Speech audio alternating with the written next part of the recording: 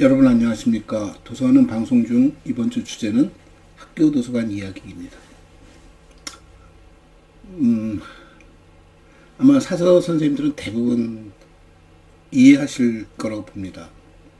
학교 도서관의 사서교사가 과연 문헌정보학과에서 얼마나 많이 배출하고 있는지를 보고 있으면 오늘 이 얘기를 왜 그 얘기를 꺼내는구나를 알 수 있을 겁니다. 예전 얘기할 필요 없이 문헌정보학과에서 사서교사의 TO가 굉장히 줄어서 지금 한두 명 꼴입니다. 물론 사범대학에 하나 문헌정보학과가 있기 때문에 사서교사 숫자는 적지는 않습니다만 그 한 개 대학에서만 사서교사가 양산되어지고 나머지 대학에서는 한두 명 겨우 나옵니다. 그러다 보니까 사서교사들의 결집성도 많이 떨어지고요. 학교 도서관에서 사서교사의 배치 비율도 상당히 낙후되어 있는 실정에 최근 들어서는 학생 수가 감소한다는 이유로 교사들의 수가 줄어들면서 사서교사도 예외 없이 줄어들고 있습니다. TO를 다 채우고 넘쳐서 줄어드는 것이 아니라 TO도 못 채우고 있음에도 불구하고 형평성이라는 이름으로 교사들이 줄면서 사서교사도 같이 줄어들고 있는, 법으로는 사서교사가 배치되어야 한다라고 말을 하지만 실질적으로 현장에서는 사서교사 이전에 이미 사서실무사라는 분들이 일을 하고 있었고 그 갈등 속에서 여전히 이어지고 있는 것이 현실이기도 합니다. 제가 오늘 이 자리에서 사서교사를 옹호하거나 사서실무사가 사서교사로 대체해야 한다라는 얘기를 드리려고 자리를 마련한 것이 아니라 사서교사와 사서의 가장 기본적인 전문직이라는 입장에서 어떤 윤리성을 놓고 봤을 때 사서는 나는 이런 사람이야 하고 현장에 갔을 때 그 현장에 얼마만큼 적응하고 그 현장을 얼마만큼 잘 이해하는가가 더 중요하지 않을까라는 생각을 갖고 있습니다. 물론 현실적으로는 제도적 장치, 법적 장치에 의해서 차별을 받거나 제대로 자기 전문성을 발휘할 수 없는 상황에 놓여 있는 분들도 꽤 있다는 것은 인정합니다만 이게 그렇다고 해서 우리가 그 제도적 장치를 옹호한다는 얘기하고 좀 다르다고 봅니다. 그래서 사서나 사서교사들이 현장에서 사서교사를 구분하지 않고 도서관은 사서가 꼭 필요해. 특히 교육 현장에서는 사서교사, 사서의 역할이 굉장히 중요해. 라는 걸 일깨워줄 필요는 있겠다. 물론 현장에서 많은 사서나 사서 선생님들이 사서교사가 노력은 하고 있다고 생각합니다만 현실적인 벽은 상당히 높겠죠. 이제 예전에 사서를 배출하던 교육기관에 종사했던 입장에서 제 반성을 한다면 과연 우리는 사서교사를 포함해서 사서를 제대로 양성하였나? 기술이 발전하고 산업이 발전하고 사회, 소위 말하는 생활의 질이 좋아지면서 우리에게 닥치는 하나의 문제가 있다면 그는 도덕성에 대한 얘기일 거라고 봅니다. 윤리교육, 우리 이 문화, 우리 이 사회를 형성하고 있는 이 구조 속에서 우리 살아가는 방법에 대한 얘기 속에서 우리 기능성이라든가 효율성에만 급급했지 그들이 살아가는 그 관계 속에서 우리 인간답게 살아가고 있는지 또는 우리가 키우는 인격체들이 제대로 성장하고 있는지 아니 우리 스스로가 그렇게 성장했는지를 한번 반성할 시점이지 않을까라고 놓고 보는 거죠. 역설적으로 그래서 학교 도서관이 그만큼 중요하다는 얘기를 드리려고 하는 겁니다. 나라마다 조금 그 문화적 차이가 있습니다만 아이들이 태어나면 어느 정도 나이가 되면 부모들이 아이에게 책을 읽어주는 일을 합니다. 독서의 중요성도 부모는 충분히 인식하고 있고 또 이 아이 성장하는데 굉장히 필요하다라는 것을 잘 알고 있기 때문이기도 하고 이 어린아이가 세상의 정보를 받아들이는 좋은 방법 중에 하나가 뭐냐면 책을 통해서 받아들이는 것이고 그 책을 통해서 받는 것이 문자를 모르니까 엄마나 아빠가 대신 읽어주는 그 글을 통해서 상상력을 키워가는 거겠죠.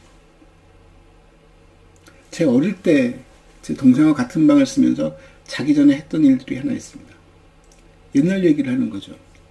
아니 뭐 어린아이들이니까 무슨 옛날 얘기를 한다기보다 그냥 이야기를 했습니다. 그러다 기분이 괜찮으면 일어나서 이불 위에다가 각종 뭐 전쟁놀이도 하고 뭐 각종 도구를 가져다가 막 이리저리 옮겨가면서 스토리를 만들기도 하고 그러니까 스토리텔링을 했었던 것 같습니다. 그러다 보면 동생이 뭐라고 말을 해주면 내용도 바뀌기도 하고 둘이 밤새 킥킥 웃기도 하고 그런 어린 시절이 기억이 납니다. 그러니까 아이들에게 상상력은 어디서 오지? 대부분 우리가 창의력에 대한 얘기를 합니다만 창의력이 아이들이 머리가 좋아서 저절로 길러지거나 나타나는 현상 그 값이 아니라 창의력은 키워줄 필요가 있는데 창의력이 무조건 새 것을 만드는 작업이 아니라 모방에서부터 출발하는 것이고 경험에서부터 출발한다고 저는 생각합니다. 상상할 수 없는 것, 내가 전혀 보지 못한 것을 상상하는 것은 그렇게 쉬운 일이 아닙니다. 우리가 옛날 우리나라 개화기 때 얘기를 할 때 서울에 가면 한양에 가면 기차가 다닌다는 얘기를 하고 기차를 보고 온 사람의 얘기를 듣습니다. 기차에 대한 이해가 없는 사람들에게 기차에 대한 얘기를 전달할 때 기차를 본 사람조차도 기차에 대해서 정확한 이해가 없기 때문에 그 기차에 대한 설명이 굉장히 피상적이죠. 눈에 보이는 장면들, 자기가 들었던 소리, 움직이는 동작에서 느꼈던 감정들을 전달을 하는데 받아들이는 사람이 거기에 빗대어서 비교할 것이 없는 겁니다. 마차처럼 달려서 아 이거 마차는 비교도 안 돼 하면서 얘기하는 속에서 상상하기 굉장히 힘들었을 겁니다. 그러다 어느 날 자기가 한양에 가서 기차를 봤을 때 자기가 그동안 들었던 얘기가 이제 막 와닿습니다. 그리고 그 당시 그 얘기가 어떤 의미였는지 이제 느껴지겠죠. 그게 어린아이에게 부모들이 책을 읽어주는 이유입니다. 많은 얘기를 들려주면 아이들은 전혀 모르는 세상 얘기를 듣는 거고 모르는 사람 얘기를 듣는 것이고 자기가 경험하지 못한 행동들이 나오는 것이고 그래서 책만 읽어준다고 해서 되는 것이 아니라 그 책을 읽는 과정 속에서 부모들은 이 아이에게 그걸 직접 경험할 수 있는 기회를 만들어 주기도 하고 느낄 수 있게끔 해주고 같이 동감할 수 있는 시간들을 만들어 주는 거죠. 그것이 배제된 채 책만 읽혀서는 사실 아무 의미도 없습니다.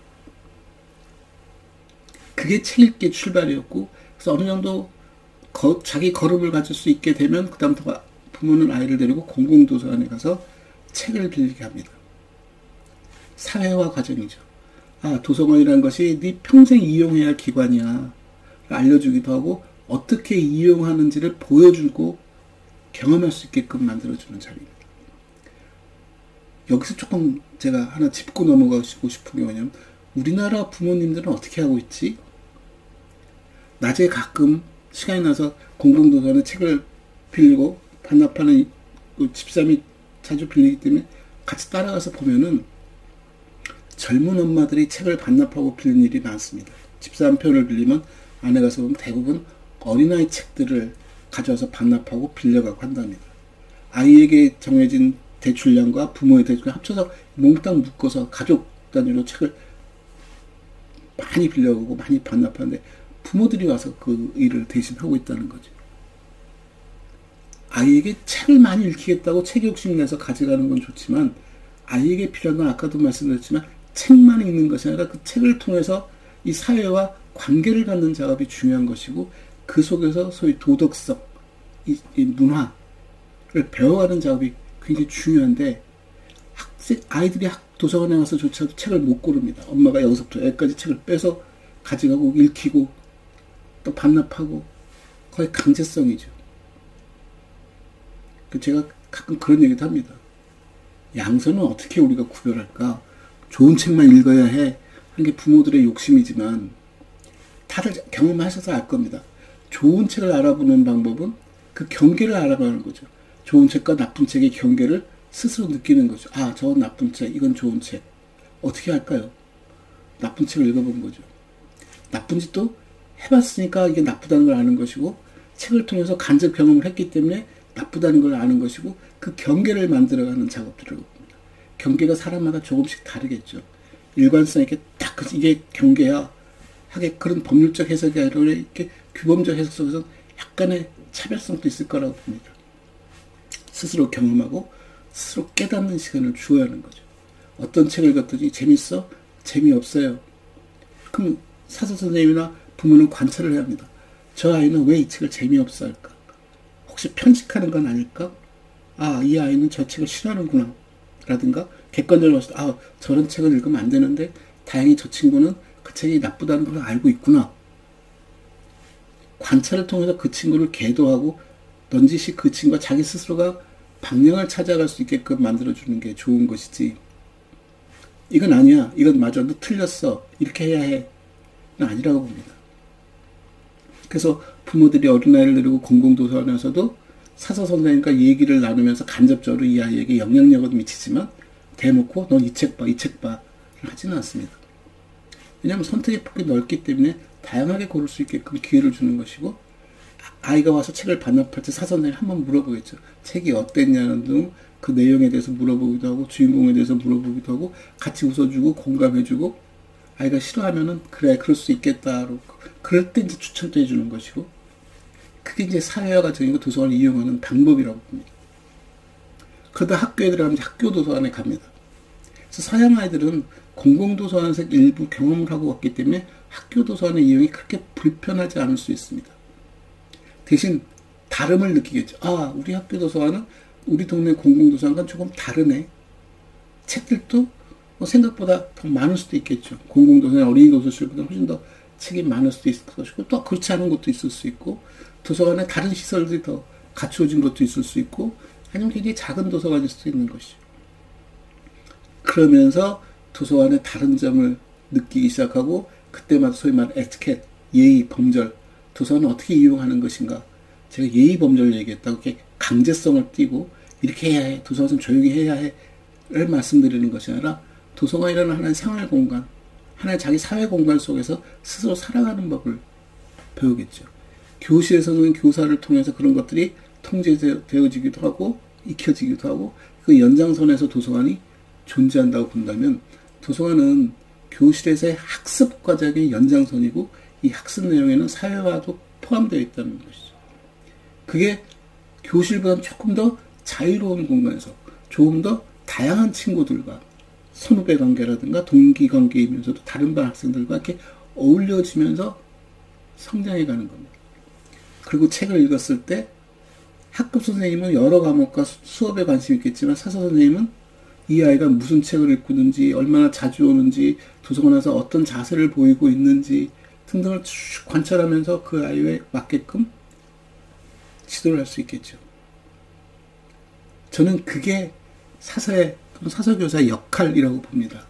뭐 어디서 수업을 들어가야지 독서 지도를 해야 하는 것은 2차 문제이고, 1차적으로는 일단 인간적으로 학생들과 친해지고 학생들을 관찰하고 학생들과 같이 친밀관계를 유지하면서 그들의 삶에 적절하게 간섭할 수 있는 위치에 놓인, 그러면서도 약간의 객관성을 담보할 수 있다는 거죠. 담임 선생님 같은 경우는 학생들 입장에서는 자기의 일거수일투족을 너무 잘 알고 있습니다. 자기의 성적서부터 모든 것들을 다 잘 알고 있고, 부모에 대해서도 잘 알고 있기 때문에 아무래도 학급 교실 안에서는 약간의 주눅들 수도 있고 불편할 수 있지만, 도서관은 그런 것으로부터 자유롭습니다. 우리 사서교사가, 우리 사서 선생님이 나에 대해서 아는 게 거의 없어. 단지 나를 안다면 도서관 안에서 생활과 도서관 안에서 친구 관계와 무슨 책을 읽었는지, 어떻게 생활하고 있는지 도서관 안의 모습들을 가지고 관찰하고, 그러니까 어느 정도 객관성이 담보될 수 있고 어느 정도 목적성을 갖고 이 아이를 대할 수 있다는 거죠. 그게 1차적인 문제라고 봅니다. 독서 지도를 해야 해. 도서관 이용법을 가르쳐야 해. 필요하죠. 그래서 대학에서도 학생들이 오면은 도서관 이용법을 도서관에서 가르쳐 줍니다. 왜냐면 도서관마다 다 다르기 때문에. 근데 이게 시간이 있어서 언제부터 언제까지 학기 초한다가 아니라 실은 1년 12달 돌아야 하는 것이고, 1년 12달 도는 과정에는 자연스럽게 사서가 개입되어 주는 것이 필요하지, 교육 프로그램을 만들어 놓고 일정 시간 동안 뭐 PPT를 보여주든 영상을 보여주든 뭐 이렇게 또는 이렇게 견학을 하든, 이런 절차적인 것 자체가 중요하다는 건 필요는 합니다만 그것이 전부는 아니라는 얘기를 드리는 겁니다.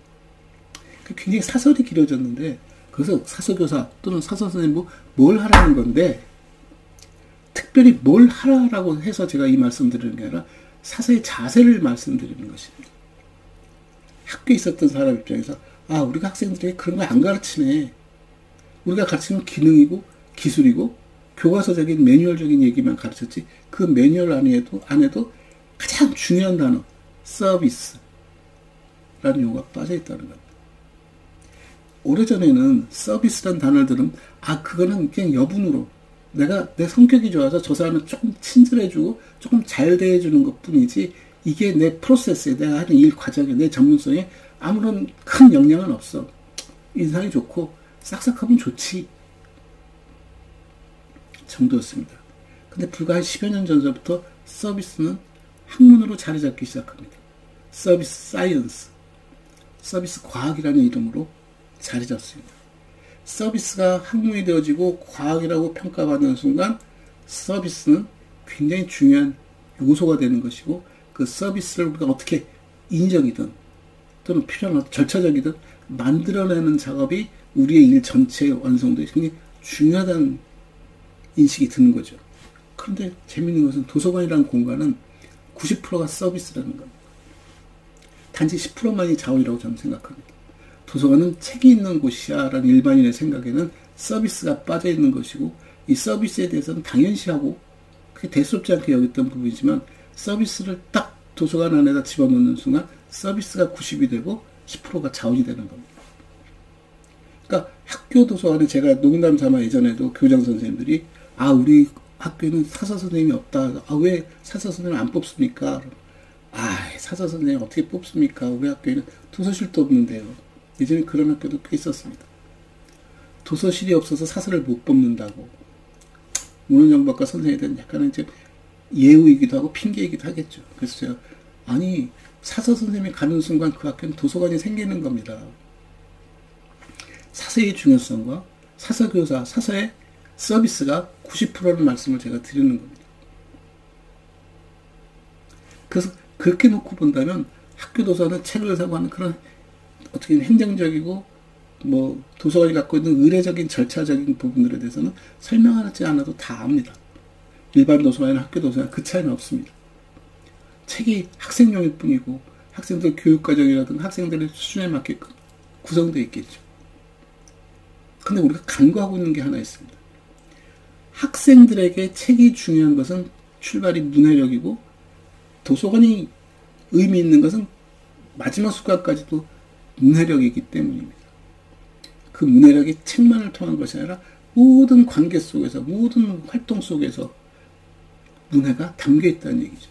그걸 배워가는 과정이고 그걸 가장 저렴하고 가장 빠르고 다양하게 배울 수 있는 방법이 책이라는 매체를 통해서 정보를 입수하는 거고 그것을 상황을 이해하는 것이고 자기가 스스로 판단할 수 있게끔 만들어주는 작업입니다.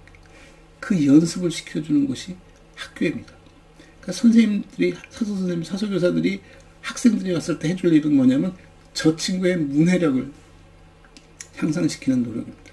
처음에는 그림책만 보던 아이에게 시간이 경과하면 점점 문자를 익힐 수 있게끔 해주고 문자를 알고 있는 친구에게는 조금 더 어려운 수준의 책들을 약간 턱걸이 하듯이 수준 조금씩 올라가게끔 만들어주는 그것이 안 되는 친구에게는 그림책을 조금 더 오래 보게끔 해주는 문해력에 관련된 TV 프로그램들을 보더라도 이 아이의 성장 속도에 따라서 이렇게 수준을 유지해가는 거죠. 학급에서는 여러 명을 집체로 가르치기 때문에 전체를 학생들 한두를 내리고 이렇게 움직이기가 쉽지는 않습니다만 도서관의 사서 선생님은 충분히 그런 일들을 해갈 수 있지 않을까? 라는 생각이죠. 그런데 재미있는 것은 대학에서는 그런 내용들에 대해서는 별로 얘기하지 않습니다. 얘기를 하더라도 굉장히 사적 공간에서 얘기들이 주고받아지지 이 수업 공간에서 또는 교육 프로그램 안에 이렇게 들어있지 않다는 거죠. 실습 역시 마찬가지입니다. 사서 실습을 나가면 사서 교사들은 학교로 나가고 일반인들은 공공이나 이런 다른 대학 도서관들 나가서 실습을 하고 돌아옵니다. 근데 우리가 알다시피 실습 공간에서 해줄 수 있는 것은 거의 없습니다. 보여주는 것 또는 그들이 하기 싫었던 허들에 밀렸던 일들을 같이 도와가면서 처리하는 것 그것도 상당히 많이 배울 수는 있겠습니다만 한계는 분명히 있습니다. 그런데 학교 도서관 나간 친구들도 여전히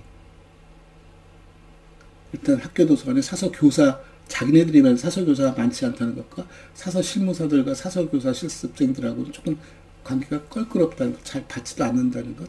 그래서 실습 공간을 찾기도 어렵습니다만, 우리가 이제 학교 도서관에서 중요하게 여기는 것이, 아까 제가 말을 중간에 한번 건너뛰고 넘어온 독서지도에 대한 얘기인데, 독서지도에 너무 우리가 중요하다고 말은 하는데, 굉장히, 그리고 그 독서지도를 해야 한다고 주장을 하는데, 어느 순간 보니, 그럼 독서지도 한번 해봐. 실제 이 친구들이 독서지도 할 역량이 되질 않습니다. 아니, 본인이 책을 잘 안 읽고, 책 읽는 습관들이 잘 잡혀 있지 않고, 왜 책을 읽는지, 책은 어떻게 읽었는지, 책을 통해서 우리가 무엇을 얻을 수 있는지에 대해서 제대로 교육받지 않은 친구들에게 독서 지도를 하라는 건 좀 무리죠. 다 교과서로 배웠을 테니까. 그 현장 실습을 해봤니? 아이들하고 책을 같이 읽어가면서 저 아이들의 성장 과정을, 저 아이들이 무엇이 힘들고 왜 저렇게 힘들어하는지를 느껴본 적이 있지? 없습니다. 가끔 공공도서관에서 독서지도 프로그램을 돌리면 학생들을 보내달라고 하고, 학생들이 가면 뭐 했니? 그럼 아이들과 놀아주는 일을 했답니다. 지도는 독서지도사 선생님이 따로 진행하고, 물론 그걸 보는 것만으로도 굉장히 중요하다고 여기지만, 실제로 그럼 독서지도 연습을 해봤느냐? 경험이 없습니다. 그래서 제가 가끔 그 담당 선생님한테도 얘기합니다. 독서 지도는 한 명이라도 되니까, 독서 세라피가 되었던, 독서 치료가 되었던, 독서 지도가 되었던 학생 한 명 데리고 수십 명 대학생들이 모여서 그 학생 한 명을 지도하는 연습이라도 하고 일지를 만들어서 그 관찰하는 연습을 시켜보자. 그 관찰하는 과정과 방법을 좀 익힐 수 있도록 해줘라. 그래야 이 친구들이 현장에 가서 당장 하루아침에 독서 지도를 할 수는 없겠지만, 그 관찰 과정을 정확히 자기가 인지했던 것, 연습했던 것을 실천해서 가장 빠른 시간 안에 독서 지도를 할 수 있는 역량을 키울 수 있게끔 해줘보자. 잘 안 되더군요. 자기가 지금 해야 할 일 속에 그것이 포함될 만큼 여유도 없을 뿐만 아니라, 여유가 있다 손치더라도 자기 스스로도 그런 경험이 없기 때문에 교과서적이죠. 남의 나라 책들 가져다가 누구의 이론을 설명하고 떠들고 하지만, 제 스스로가 책에 대해서 약간 부정적인 건 뭐냐면, 책은 생산되어질 때까지 걸린 이 회임 기간이 상당히 길다는 것입니다. 그래서 책이 나왔을 때 문제는 이 책을 적응하는 시점이 달라졌다는 거죠. 과거 1년, 2년 전의 일들을 지금 와서 하라고 하는 얘기죠. 예전에는 의미 있었을 수 있습니다. 이 사회 변화 속도가 느릴 때는 10년, 20년을 그대로 가기 때문에 그 경험들을 충분히 우리가 살려 쓸 수 있지만, 지금 같은 변혁기 속에서는 벌써 오늘 내일 출판이 필요한가, 책은 사라지지 않을까라는 의심을 하고 있고 두려워하는데, 독서 지도를 옛날 방식대로 끌고 가는 것은 어불성설이죠. 그래서 얘기가 조금 길어졌습니다만, 학교 도서관은 도서관의 사서 선생님이 자기 공간이라고 자기 주도적이어야 합니다. 대신 제가 말씀드리고 싶은 것은, 나도 교사이니까, 사서교사의 경우 나도 교사이니까 여기 온 학생들은 내 과정, 내 담당이야, 내 관리야. 그래서 학급 담임 선생님들과 애써 충돌을 일으킬 필요는 없다고 봅니다. 학생을 가르치는 선생님은, 사서교사를 빼고 선생님들은 학생이 어디 있든 책임을 지는 것이고, 그 학생 책임에 대해서 사서교사가 자기 관찰했던 걸 알려주기도 하고 서로 정보를 공유해가면서 협력하는 과정이지, 학생을 나눠가는 공간은 아니라고 생각합니다. 그렇기 때문에 학교 도서관의 사서교사는 학급 선생님들조차도 자기에겐 고객이라는 거죠. 고객 관리를 철저히 해줄 필요가 있겠다. 뭐 선생님들을 위한 교양 서적을 많이 사줄 필요가 있다. 그거를 말씀드리고자 하는 것이 아니라, 그들과 학생을 공유한 입장에서 그 학생들의 성장 과정을 같이 공유할 수 있고, 방법을 제안해서 도서관적 사고로 그 아이의 성장을 같이 지도할 수 있는 위치가 되었으면 좋겠다. 그게 제가 말씀드리고 싶은 겁니다. 그 자격이 사서교사이든 그냥 일반 사서 실무사이든 그것이 중요한 것이 아니라, 그렇게 가야 한다. 여긴 신뢰가 바탕인 것이지 제도가 바탕은 아니다. 사서교사야만 그것이 가능하다. 그래서 자기의 자존감이 떨어진다는 얘기인 것이고, 그렇지 않고도 그 일을 하지 않는다. 그것은 사서로서 또는 직업인으로서의 자기 철학이 부족하다는 얘기가 됩니다. 어느 도서관에서 일을 하든 재밌게 할 것이고, 그 도서관에서 일어나는 일들에 대해서 자기가 충분히 관심을 가져야 한다라고 놓고 본다면 학교 도서관에서는 학생이 대상인 것이고 그 학생을 가르치는 공동의 선생님들조차도 나의 고객이 되는 것이고 고객 관리를 철저히 하게 함으로써 사서교사의 위상에 대한 얘기가 아니라 충분히 자기를 사설을 중심으로 일이 돌아갈 수 있는 그런 도서관을 만들어낼 수 있지 않을까? 굉장히 일반론적인 얘기를 드립니다만 사실 아마 이 방송을 보시는 분들은 많은 걸 느끼실 거라고 봅니다. 자기 스스로의 부족함도 느낄 것이고 자기가 하고 싶은데 하지 못했던 것에 대한 어떤 그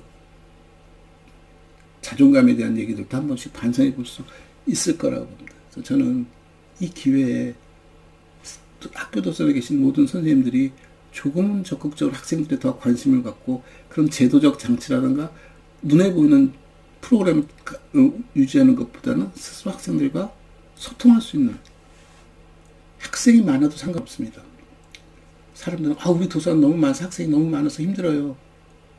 실제 도서관은 어느 영역을 가도 2대8 룰이 있습니다. 80% 정도 친구들은 말하지 않아도 혼자 스스로 자율적으로 움직입니다. 그런 친구들에게는 책을 배열하고 공부하고 하는 것만 가지고 충분히 통제가 되어지는 것이고 나머지 한 1-20% 친구들은 좀 관찰이 필요하고 손이 많이 가는 친구들은 하나하나 들여다보면서 만들어갈 수 있다고 보기 때문에 학생이 많은 것은 문제가 되지 않다고 봅니다. 그러니까 시스템을 어떻게 설계하고 어떻게 이것을 소통하게끔 구조화시키느냐가 1차적인 문제이고 거기서 80% 이상의 학생들 충분히 그 속에서 소화시킬 수 있고 나머지 1-20%를 붙잡고 일을 해가는 것이 사서교사의 본분이지 않을까 라는 말씀을 드리면서 오늘 방송을 마칠까 합니다. 감사합니다.